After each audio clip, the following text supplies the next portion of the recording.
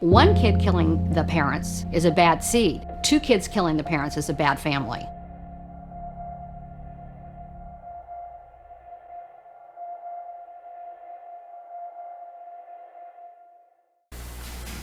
Dr. Oziel said that they had a conversation, that he had a conversation with you and your brother with regard to hating your father and why you had to kill him. Do you remember him testifying to that? Hating my father and why I had to kill him? Dr. Oziel testified that you and your brother said that you'd hated your father and told him why you had to kill him. Do you remember having a discussion with regard to hating your father? I believe that I said that I hated him for dying and that there were times that I hated him for some of the things he did to my mom. What did you mean you hated your father for dying? Well, for a long period of time I was, it sounds bad, but I felt like it was my dad's fault that this had happened and that my life was sort of a shambles because of it, and that my brother was sort of lost and depressed and suicidal, and I didn't know what I wanted to do, and just incredible pain and guilt, and blame my dad essentially Did you for know? letting it get to that point, and so I was angry with him. I don't know how to better describe it. That's basically what I was feeling. Did you know that was irrational when you felt that way? Or did you believe, when you had these feelings, I mean, at some level, did you know that didn't make any sense? I knew that, yes, because obviously I'd killed him, but I'm not sure that it, none of it made a lot of sense to me, but that's definitely what I was feeling. And I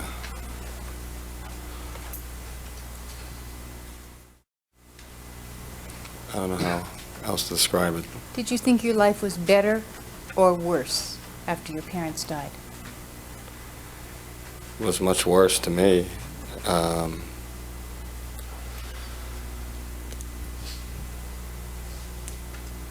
was depressed on and off and sort of feeling lost all the way up to the moment I got arrested. It was incredibly different. I had lost, I felt very lost, and really from the moment the police left the house. They didn't leave any instructions as to what we should do, and we didn't know until relatives started arriving immediately and taking over. So I had no idea what to do. Didn't know how to pay bills, didn't know anything. And just kind of feeling like this incredible pressure and all the fear and everything that was going on, and then suddenly it was over. My parents were taken away, and it was just my brother and I. And we never got our act together in any way up until the time we got arrested. And it wasn't too long after that the thing with Oziel started, and that was a lot of stress, pressure, and I was sort of being pulled in so many different directions.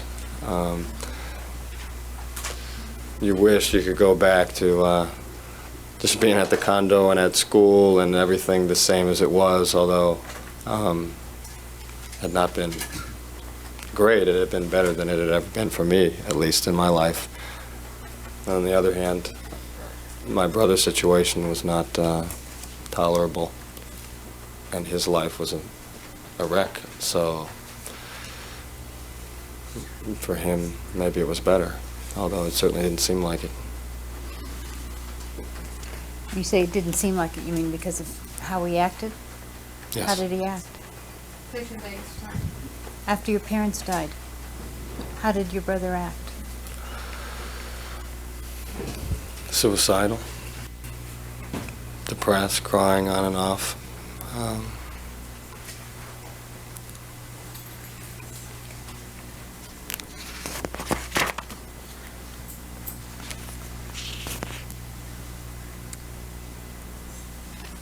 Dr. Oziel testified that you and your brother told him that you felt you had to kill your father because he was constantly ridiculing you, putting you down, controlling your every activity, controlling you in every way, that he made you to feel not adequate, that he made you feel inferior, that he dominated him, that you knew you couldn't please him. Do you remember him testifying to all those things? Yes.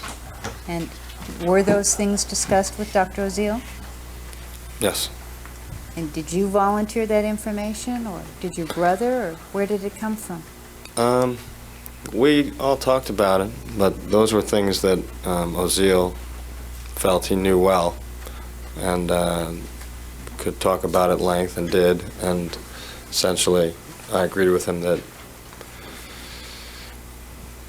those things, my dad had those characteristics, and the relationship was often like that, although really not at the end. But he certainly had those characteristics. Dr. Oziel testified that you said you wanted to write a book about your father, you and your brother. Yes, Did that conversation take place? Yes.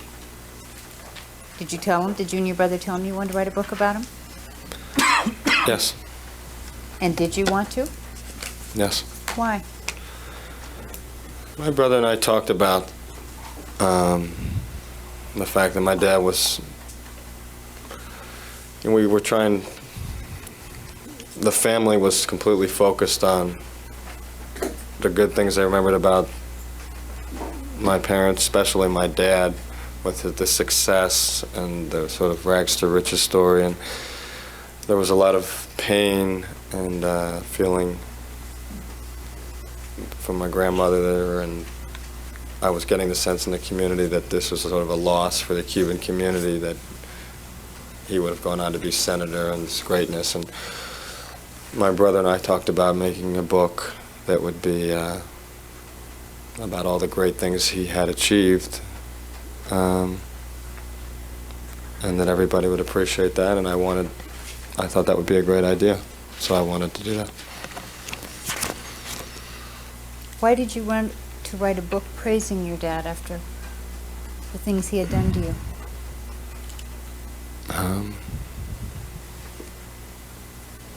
So I just, for those reasons I said, I just admired his success, and I felt like there were a lot of people in the whole Cuban community in Miami and so on that were admiring the sort of myth of my father, and just wanting to preserve that. And my own feeling of the guilt, which just seemed to grow with myself and I think with Erik, as relatives continued to talk about how great my dad was. And also, some of them had a very big misconception as to the family and the image of the family and the relationship between my mom and dad. And I remember my Uncle Brian talking about it was like a storybook romance and how great the relationship was, and which of course wasn't true, and so those things were making me feel guilty. So Did you tell people when they talked about what a great relationship your parents had? Did you tell them about the affairs and what your mom's condition had been like? No. I mean, occasionally I would say a few things so they'd get a little better perspective, like Carlos Menendez in that talk I had with him at the Hyatt about the computer. I mentioned to him that my dad had had affairs and the marriage was really not so good. And the sense I got was that he hadn't really known that.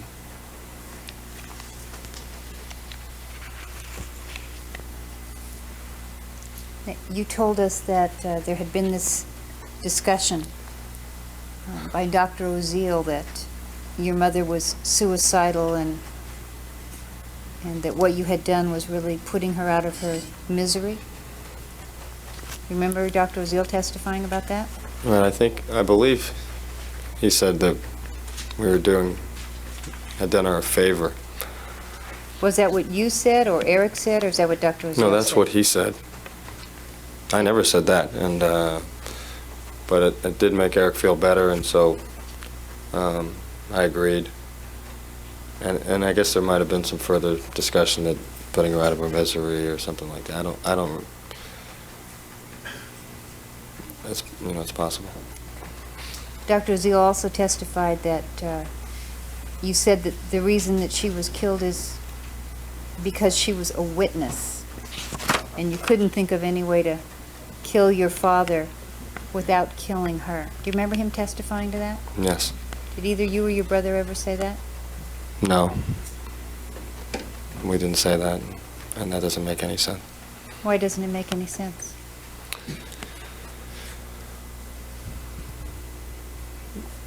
Well, just that there would, if my father had been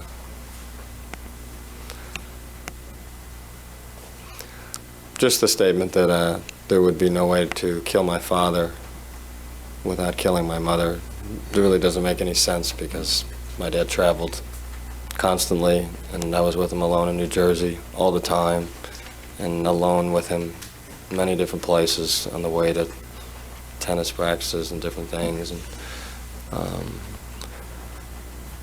that whole thing that Oziel was talking about does not make any sense to me.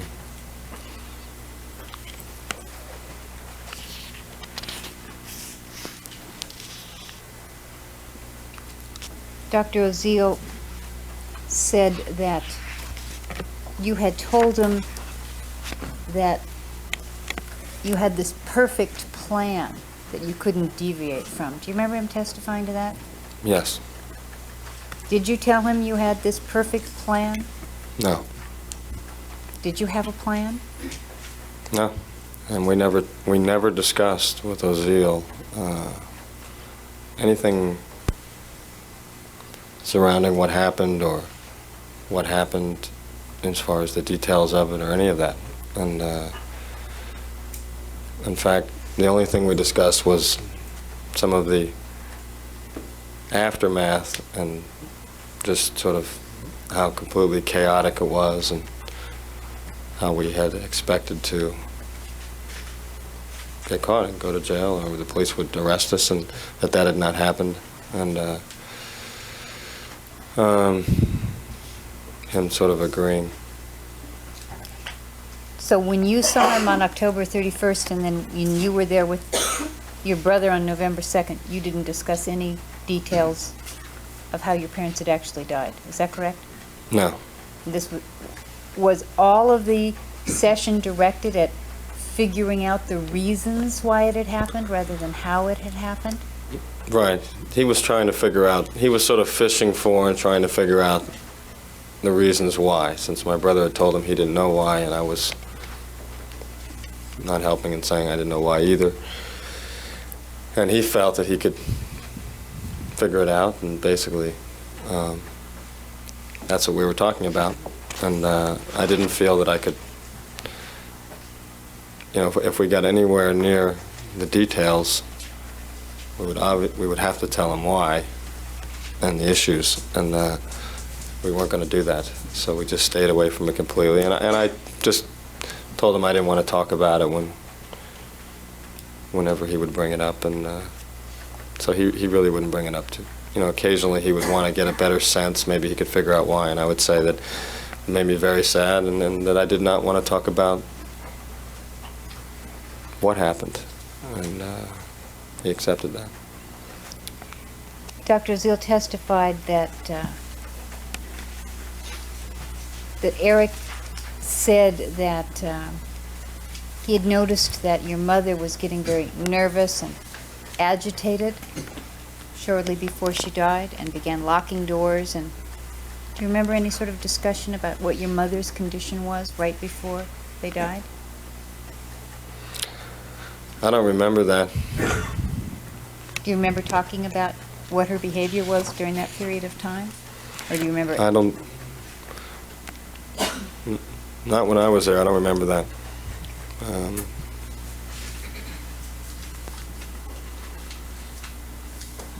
He talked about her emotional state through that period and what she was feeling, but not specific to that weekend, because we never talked about what was going on that weekend. So. Now, strike that. Dr. Oziel testified that you made a comment to him which said, you said that your father had said, "You can kill me if you want to, but you won't get any money if you do," or words to that effect. That was Dr. Oziel's testimony. Do you remember telling Dr. Oziel anything about your dad and money? And whether you would get it? Well, I told him I was out of the will, but I never told him that that conversation had happened, and there's no way that anybody that knows my dad would know that could never have happened, that somebody would threaten my dad. I would be in the hospital if I intimated to my father that I was going to kill him or hurt him. That could not have happened. Okay, and so the meek response that he would just say, "You're not going to get any money," is Oziel just didn't really know that side of my father, and I did not say that, and I would never have said that. And your dad wouldn't say something like, "You can kill me if you want to"? That could never happen. Nobody would have said that to my dad, and he certainly would never have had that response. Did you have any discussion with Dr. Oziel about what would happen if you had children and what they might do to you? Dr. Oziel testified that there was a discussion about what might happen to you and your brother if you had children, and that the two of you and your brother, expressed some fear that your children might end up killing you. Do you remember any discussion about that? Yes. And what was that discussion? He was explaining to us that people tend to do to their children what their parents did to them, and how that sort of goes from generation to generation, and how that relates, and just expressing to us that we might control our children, and the same sort of dynamic might come up in our own families later on when we had families, and might rise to our children killing us. Now, is that a topic that you brought up or Dr. Oziel brought up? He was explaining, he brought it up. He was explaining to us that this is the phenomenon, or, that it goes from generation to generation, and how that could happen. Dr. Oziel said that you told him that you were very sad about having killed your mother, and you didn't even like to think about the fact that you'd killed your mother. Right. Did you say something like that to him? Yes, that's what I told him. And Dr. Oziel testified that you said you didn't have any real maternal feelings toward her, and you didn't really respond to her as being a mother figure. Is that correct? That's right.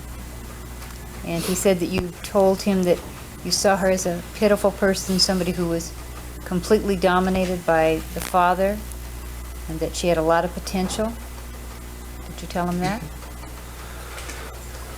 I those words, but I talked about the fact that she was very unhappy with the marriage and had been, and was at times dominated, but was an extremely powerful and capable woman herself. Did you tell him that she was very bright and there were all sorts of things that maybe she could have been? Yes. But she was never able to do those things? Right. And those are the things she had told me, so I told him that that's what she had said. And he testified here that you acknowledged that you fired the shot that actually killed your mother in the end. Did you tell him that? I did. Is that because you believe you fired the last shot to your mother? Right.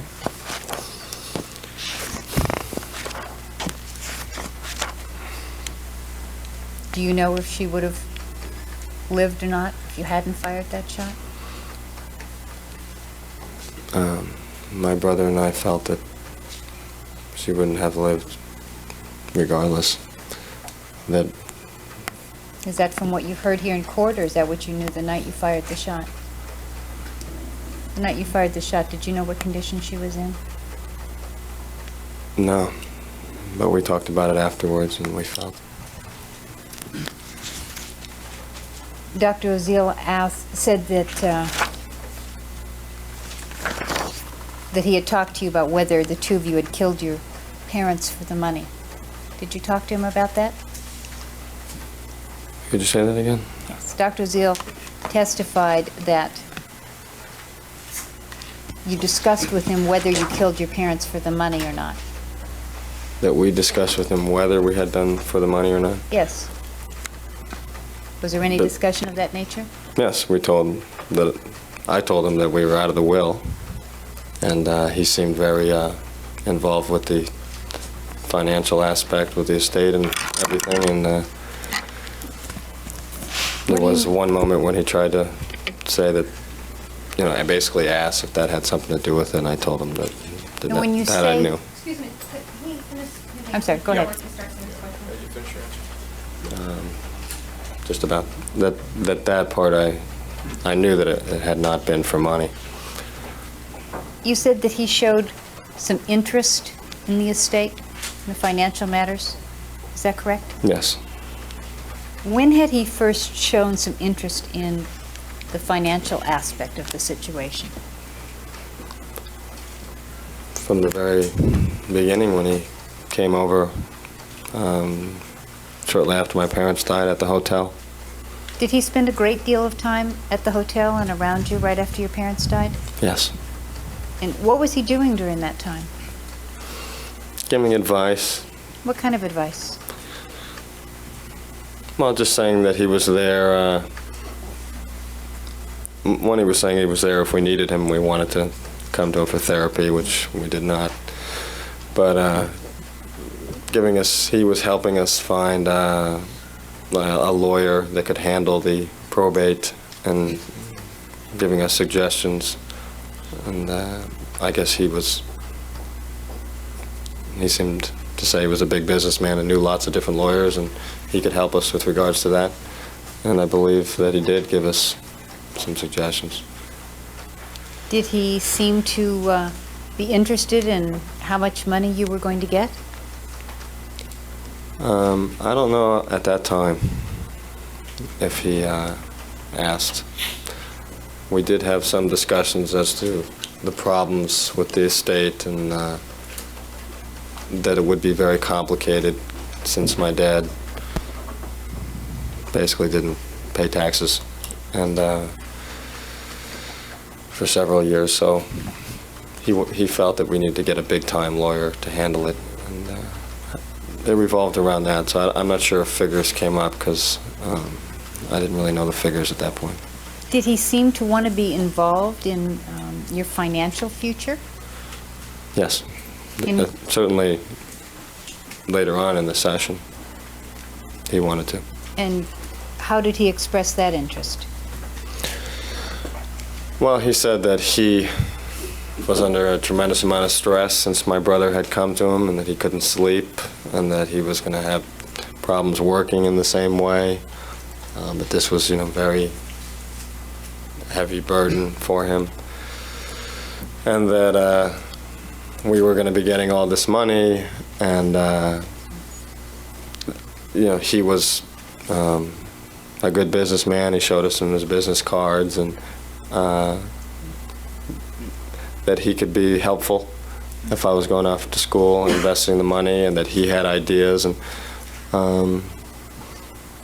that we could go into business together at some point. When I eventually, the estate went through and everything was processed and the money came through. Basically what we discussed. Okay, when you say he was going to be of some help to you when the estate was processed and... Right. At that time, I was thinking of going to school the next semester, and he was going to maybe help me, since I would be in school, help me invest the money. So at that time, that's what we were talking about. And was it your feeling that if he came to you with some suggestions about how to invest the money, that you'd go along with him? Well, I didn't feel that we had a lot of choice about going along with him. Why? Just, he had said he had tapes and safety deposit boxes. He was very nervous, uncomfortable. There was no confidentiality since he felt threatened. He could go to the police. The sense I got was that he was under a lot of stress and would have trouble working and wanted to be compensated by being able to help us invest and us go into businesses together, and we would both profit. He didn't want me to just give him money. He wanted to be legitimate, but he wanted to be involved, and he had lots of good ideas. And did it ever come to pass that the estate went through and you got money from it? No, I got arrested before the estate went through. So you never had a situation come up with regard to him actually giving you a definite business proposal? No. Did you also think he had expectations with regard to you attending sessions or setting up sessions and paying for them? Breaking cost of speculation. Rephrase the question, please. Did you believe that you were expected to continue seeing Dr. Oziel? Yes. And did you make a series of appointments and not keep them? Yes. Did you pay for them? Yes. Why did you do that? Because I felt that, he was expressing concern right after the first meeting with just us not being in contact with him. And then as, the relationship was getting, I thought at the end of November 2nd, he didn't seem concerned about us at all. And it seemed more like it was going to move into a business relationship as long as we agreed. And You say he but didn't never.